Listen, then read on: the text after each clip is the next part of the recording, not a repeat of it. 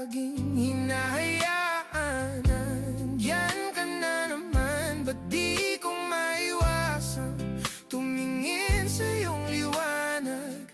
Nadarang na naman sa iyong apoy, handang masaktan kung kinakailangan. May lakad ka ba mamaya? Pwede ka ba makasama sa paggagala?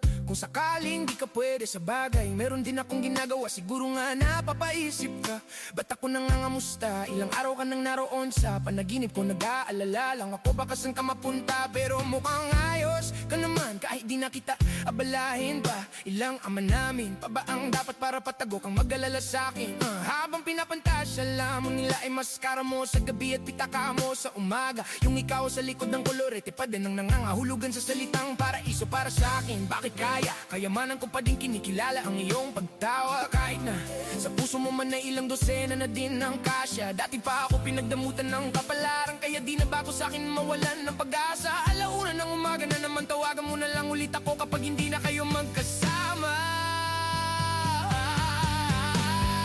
Andyan ka na naman, ba't di ko maiwasan tumingin sa iyong liwanag?